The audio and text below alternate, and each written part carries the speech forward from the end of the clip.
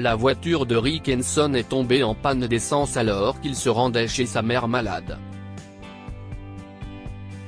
Il était déprimé car il était bloqué sur une autoroute, sans personne en vue, et il ne pensait pas pouvoir voir sa mère. Mais une femme âgée est intervenue pour l'aider, et elle a rapidement été récompensée pour sa générosité. « Je suis désolé de vous dire cela, Rick », a dit le docteur Carter, le médecin de la mère de Rick, au téléphone.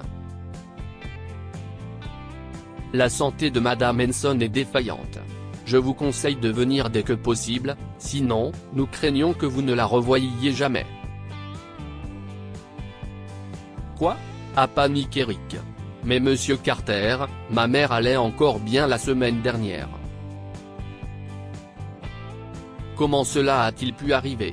Nous avions également pensé que son état s'améliorait, Rick, mais son corps ne répond plus au traitement. En fait, je ne pense pas qu'il lui reste beaucoup de temps, alors j'ai pensé qu'il valait mieux vous prévenir, a dit M. Carter avant de raccrocher. Le cœur de Rick s'effondre. Sa mère est en train de mourir, et il n'aura peut-être plus jamais l'occasion de la voir. Il devait la rejoindre, et il était prêt à tout pour y parvenir. Il a tout laissé tomber, est monté dans sa voiture et a entré la position de l'hôpital dans Google Maps. Malheureusement, l'hôpital était un peu éloigné, 1 heure de route s'il n'y avait pas de trafic. Mais, étant donné qu'il est né et a grandi en Californie et qu'il s'y est ensuite installé pour y faire carrière, Rick connaissait un chemin plus court par l'autoroute qui lui permettrait d'y arriver plus rapidement. Il a pris le volant et a roulé aussi vite qu'il le pouvait, mais ce faisant, il a complètement ignoré l'indicateur de niveau d'essence, qui indiquait que sa voiture était sur le point de tomber en panne sèche, jusqu'à ce qu'il soit déjà sur l'autoroute, sans personne en vue. Il a réussi à garer la voiture sur le bord de la route. Mince. Il a frappé le volant de colère et est descendu de la voiture. Il y avait un étrange sentiment d'inquiétude tout autour et pas une seule âme en vue. Il a vérifié sur son téléphone la station-service la plus proche, qui se trouvait à des kilomètres. Cependant, il a remarqué un dépanneur à proximité, ce n'était pas une longue marche, et il a décidé de demander de l'aide là-bas. Environ 15 minutes plus tard, lorsqu'il y est arrivé, il a vu 2 hommes, grands et tous deux vêtus de noir, qui sortaient du magasin. Il s'est rapidement approché d'eux. « Eh, mec », a-t-il dit. « Pourriez-vous m'aider avec un peu de votre essence ? Je suis en route pour voir ma mère. Elle est malade. Mais ma voiture n'a plus d'essence. » Les 2 hommes ont échangé un regard rapide et ont ri. « Désolé, mon garçon. On ne peut pas aider ta maman. On ne fait pas la charité ici. Non, s'il vous plaît », a supplié Rick. « Je peux vous donner tout l'argent que j'ai, d'accord. S'il vous plaît, si est-il un peu urgent. » Dégagez, a rétorqué l'un d'entre eux. On ne vous aide pas. Sale type. Rick ne savait plus quoi faire. Il est entré en trombe dans le dépanneur et a demandé de l'aide à plusieurs personnes, mais il ne leur a pas fallu longtemps pour refuser. Il était anxieux à ce moment-là, terrifié à l'idée de ne plus jamais revoir sa mère. Il sort du magasin et s'affale contre le mur, se sentant impuissant. À ce moment-là, son attention a été attirée par une femme âgée qui avait laissé tomber ses médicaments sur le sol. Rick l'a aidé à les ramasser, et elle l'a remercié. « Oh, merci beaucoup, jeune homme. Je suis devenue si fragile, » soupire-t-elle. « Cette fièvre me fait souffrir. Je devrais informer mon médecin que ce médicament ne fonctionne pas pour moi. » Madame, pouvez-vous me rendre un service ? lui a demandé soudainement Rick. Oui, je suis en route pour voir ma mère, mais ma voiture est en panne d'essence. Pourriez-vous s'il vous plaît partager un peu de votre essence avec moi ? Oh, je vous aiderai bien, dit-elle en hésitant, mais je dois voir mon médecin. Je suis désolé, je dois y aller. Elle a commencé à marcher, mais Rick a persisté. S'il vous plaît, madame. Si est peut être la dernière fois que je vois ma mère. S'il vous plaît, a-t-il supplié. Soudain, la femme s'est arrêtée. Quoi ? Elle lui lance un regard inquiet. Oui, madame, répond-il. Elle est vraiment dans un état critique. Pourriez-vous avoir la gentillesse de m'aider ? Bien sûr, je le ferai. Venez avec moi. La femme a proposé de conduire Rick à sa voiture. Rick l'a remercié et a couru au dépanneur pour acheter une pompe à siphon et un récipient avant qu'il ne se rende à sa voiture. Après avoir siphonné un peu d'essence du réservoir de la vieille dame, il la remercie à nouveau, les larmes lui montent aux yeux devant la générosité de la femme. Quel est votre gentil nom, madame ? Olivia Mitchell, a-t-elle répondu. Merci, madame, dit Rick en s'installant dans sa voiture. Je n'oublierai jamais ce que vous avez fait pour moi. Très bien, maintenant allez-y, votre mère vous attend. Rick l'a remercié une fois de plus et s'est rendu à l'hôpital aussi vite que possible. Pendant ce temps, le médecin de Madame Mitchell avait des nouvelles désagréables pour elle quelques jours plus tard.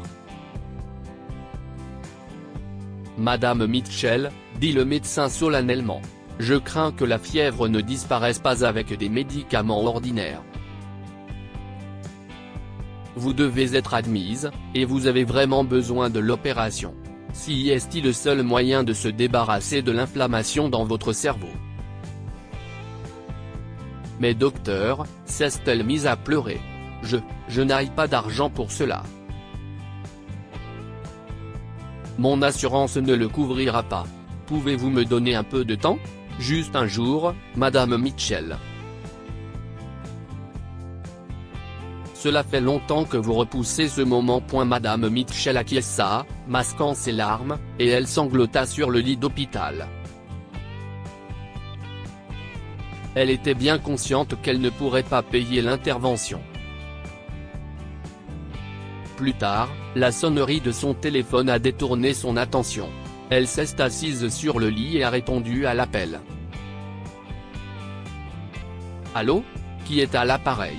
A-t-elle demandé en faisant de son mieux pour ne pas avoir l'air d'avoir pleuré un océan. Je parle à Madame Olivia Mitchell ? Oui ? Bonjour, Madame Mitchell. Si est Anton Scottleaf, le directeur de la New Indubec.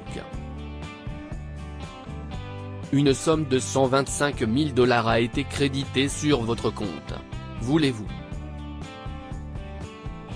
Avant que le directeur de la banque ne puisse terminer sa phrase, Madame Mitchell l'a coupé. Quoi ?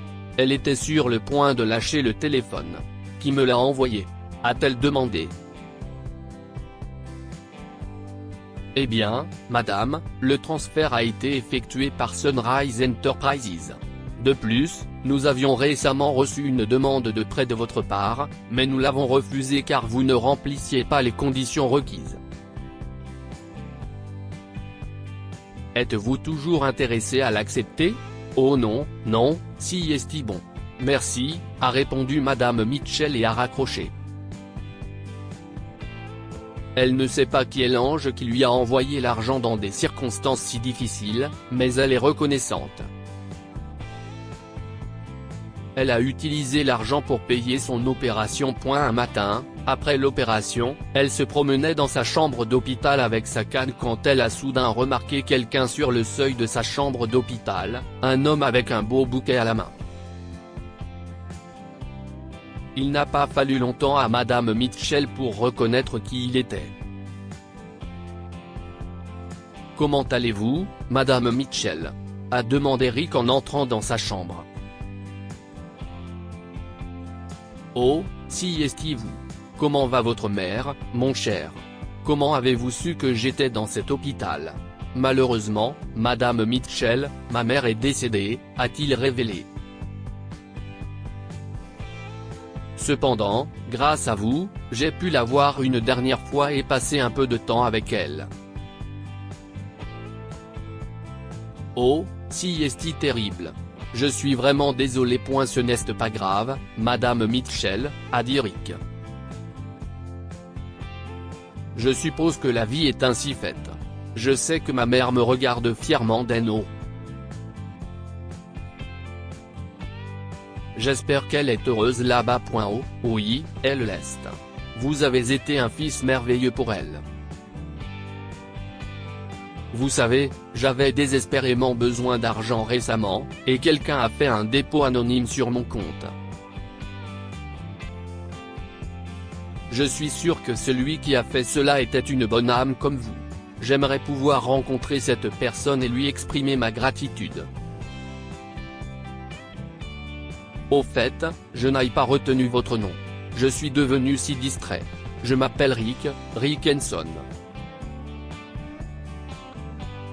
Alors Rick, comment m'avez-vous trouvé? Je veux dire, comment avez-vous su que j'étais ici? Ma mère a été admise dans cet hôpital, Madame Mitchell. Un jour, en passant devant votre chambre, j'ai entendu votre médecin vous parler. Alors j'ai décidé de vous aider. Rick a souri et Madame Mitchell a compris ce qu'il essayait de dire.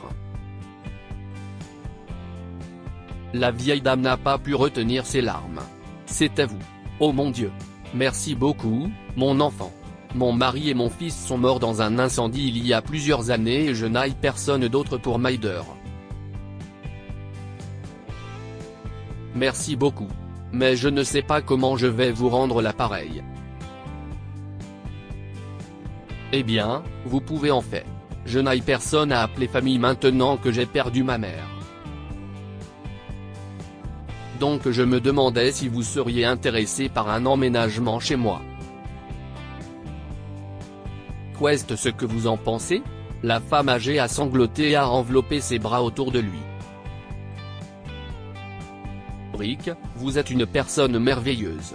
Merci beaucoup.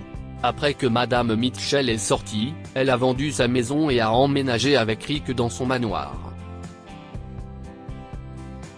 Rick est le PDG de Sunrise Enterprises, soit dit en passant. Que pouvons-nous apprendre de cette histoire? La bonté est comme un boomerang, elle vous revient toujours sous une forme ou une autre. Madame Mitchell a aidé Rick lorsqu'il était à court d'essence et, en retour, il a rendu la bonté de cette femme en payant son opération. La vie a un plan pour tout le monde. Madame Mitchell a rencontré Rick parce qu'elle allait bientôt combler le vide causé par la perte de sa mère et qu'il allait à son tour compenser la famille qu'elle avait perdue. Si vous avez aimé cette histoire, découvrez celle d'un homme qui voit une vieille femme avec des enfants en pleurs à la station et se souvient d'un reportage sur des enfants disparus. Cette histoire est inspirée par l'histoire d'un de nos lecteurs et écrite par un rédacteur professionnel.